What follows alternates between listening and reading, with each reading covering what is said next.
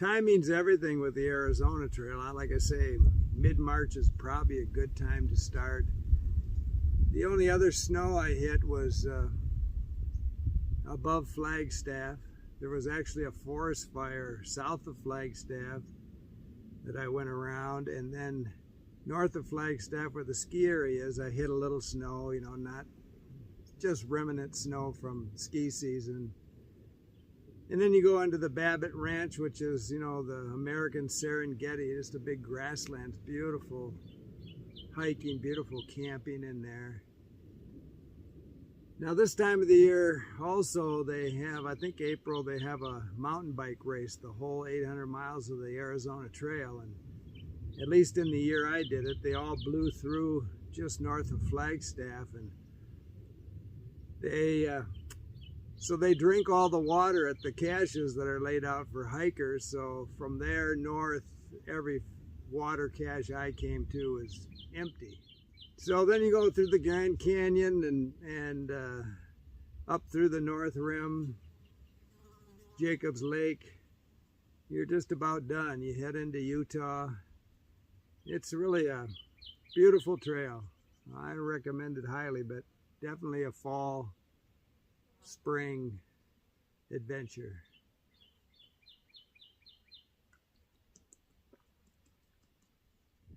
Well, let's hope there's some water in this baby. It's another 10 miles to the next water, so I need some.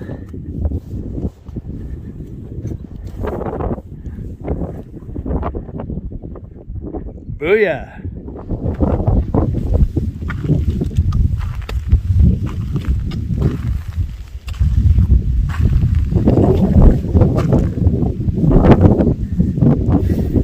Buddy.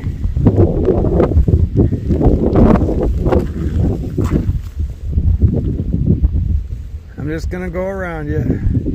You can have the whole trail.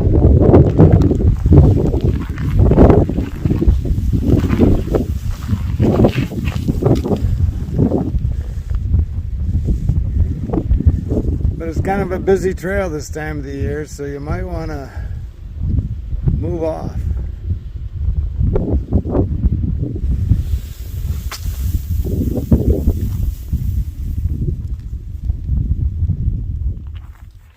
Now these guys are not that common, but this must be tortoise day for me because this is the second guy I've seen in 100 yards. A little smaller. I don't want to harass them. They get nervous real easy. But that's pretty cool. Okay, buddy, you're on your own.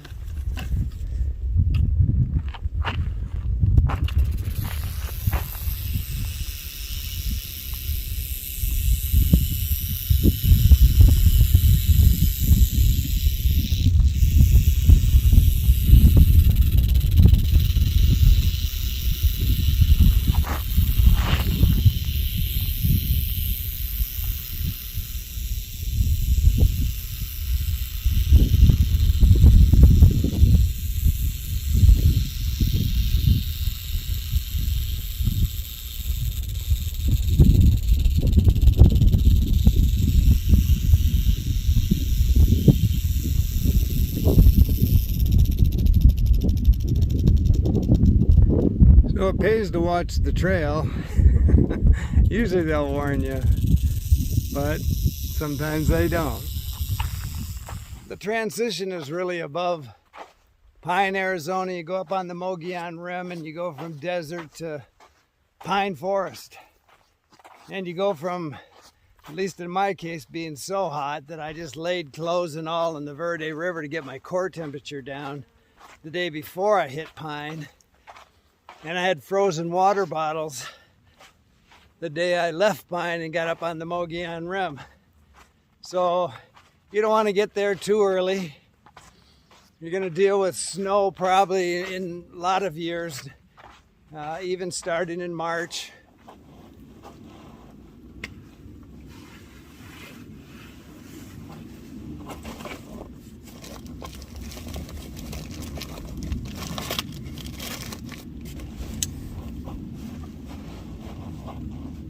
You know, hike a lot in the superstitions. The first thing you want to do is find out where all the springs are.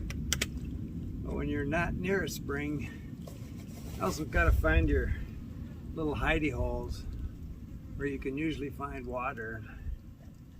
This one's never disappointed me.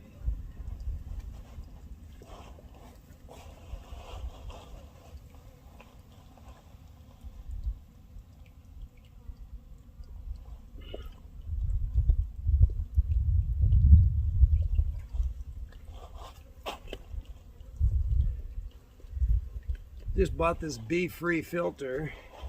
I was using a Sawyer. Let it freeze on me one night. It's been cold out here this winter, so I had to buy something new. I thought I'd try this. I didn't filter water for 50 years, but it's so simple now. And this is, I think Sawyer's like 7 logs. This is 6 logs. But from no logs to 6 is quite an improvement for me.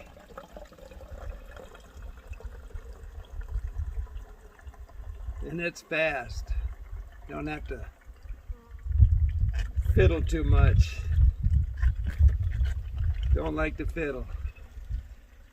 Even in a wet year like this, plan on dealing with water like this on the Arizona Trail. Actually consider this a great source. I think I'd get the big stuff out of this and drink it just like it was. But you'll come across some mud puddles that'll be a hallelujah moment in parts of the Arizona Trail.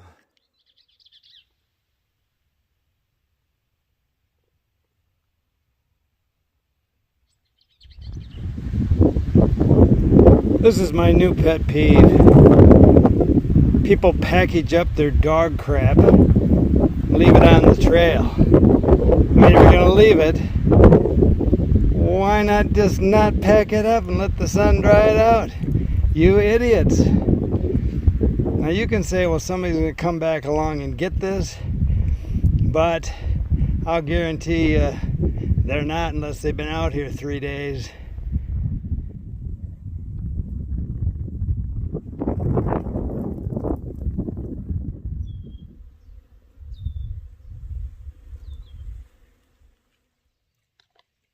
I just section hiked 100 miles of the Arizona Trail southbound, which meant I was passing at least a dozen or so through hikers, northbound through hikers, and it's getting to be a really popular trail, well worth the price of admission. But a lot of people, I think, come to Arizona thinking it's the desert, and they don't bring enough layers. 2 days it was really windy and cloudy, but one day it was a sleet storm. And I was in the low country and it was nasty. A lot of them got caught up in the Catalinas. One kid told me he slept in the post office lobby. And but I do notice, you know, a lot of people are getting much lighter, carrying a lot less gear. But then I saw, coming up Romero Pass, I saw, oh boy, a German couple, I believe, but they looked like they were going to Everest Base Camp. And that's a pull up Romero Pass. And so if you're carrying a lot of gear and it was a hot day, it had to be brutal. So you kind of have to hit a happy balance doing the Arizona Trail. It's going to be really hot, but it can be really cold and miserable, like a sleet storm. During that storm the other day, I saw people with bread bags on their hands trying to keep the water off, because water just sucks the heat right out of you. You know, the heat is in the hike, and so you got to keep moving, but you got to stay as dry as possible. I mean, I could have probably sold these babies for $100. everybody that passed me that had cold hands. Water's not so much an issue anymore. When I thru hiked it in 2014, they were putting out water, the Trail Association, but they're really up their game now. I mean, I drank a lot of nasty water on the Arizona Trail that year. My wife thinks I'm going to die from giardia or grizzly bear. She doesn't know which yet, but the only time I was sick on the Arizona Trail is when I met up with her at the Grand Canyon. Took me out to dinner and I got food poisoning. Save her on the trail drinking cow water. But really, I've been section hiking all winter long from the Mogollon Rim down, and even in the off season there's water at a lot of trailheads. And this time of the year, when they know there's hundreds of people going north on the trail, they really put a great effort into having water out there in boxes at trail junctions. It's really not a huge problem. You don't have to carry, I haven't carried any more than 2 liters of water all winter, but this has been kind of a wet winter out here. So this HydroPack bottle, I think, is probably better than the Be-Free because it'll stand up on its own when you want it. You know, it's HydroPack. There we go. HydroPack. So I can't stress enough, when you're hiking in hot weather, desert, high country, wherever, drink water. I'll show you a clip here that I took my last day on the Arizona Trail. I found a guy, ended up having to call 911. I was pretty close to Tucson. He was probably 3-4 miles from the trailhead yet, but he just couldn't go any further. Didn't want me calling anybody. He was that far out of it. The fire department showed up with a gurney with a giant wheel on it and wheeled him out of there. And while they were there, I had people holding my umbrella over him. I gave him electrolytes. The cavalry showed up and they gave him more electrolyte. But then the radio blasted off and they said there was another woman, a couple miles back up the trail with the same problem. And I remember seeing her. And it didn't sound like anybody was really going after her. They were taking this guy off the mountain. So I went back up the mountain, found her, gave her some electrolytes, and then the fire department did show up. They tell me they show up every day out there. Again, both she and this guy had a half a liter of water on them. It only works if you put it in your body. And I had seen her up at a place called Romero Pool. So I was coming off the Arizona Trail down to Catalina State Park. And about halfway down, I hit this Romero Pool area, which is a very popular day hiking area. But it's probably, for a lot of people, it's probably a 5-hour round trip day hike up there. And I saw her up there. And so when I found her again, I said, "Did you drink water up there?" She said, "Oh, no, I didn't bring a filter." And so I thought I better not. And I tried to explain to her that wild water does not kill people as much as dehydration. And that water at Romero Pools is probably much better than comes out of her tap in downtown Tucson. Anyway, the secret is to not only carry the water, but to drink the water. I was done on my record. Thank you. You got any more water? So I can't stress enough to drink a lot of water. On the Continental Divide Trail in '99, I got in trouble a couple of times, just, ran out of water, got severely dehydrated, fainted once in a restaurant.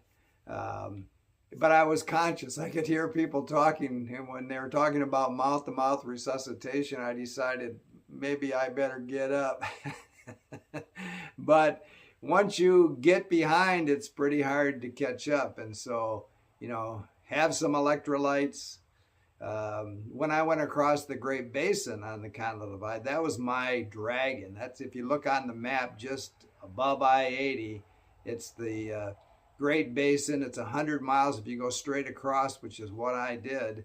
And just before that's when I had this problem. And so I actually went to the BLM office in Rawlins and talked to the woman about, my plan to go across. And she said, "Come here, I want to show you something." She took me over to a glass case and there was a human skull in there. And she said, this was the last guy that did that. But as it turned out, I actually found plenty of water at Scotty's Lake in the middle of the basin, which is supposed to be very saline. I drank it, no problem. It wasn't that saline. Hit the Sweetwater River. I made it across in 3 days and had no problem. My problem was the 100 miles of sagebrush south of the basin that the map didn't really explain to me was just as dry. Anyway, take this advice or not, but keep smiling.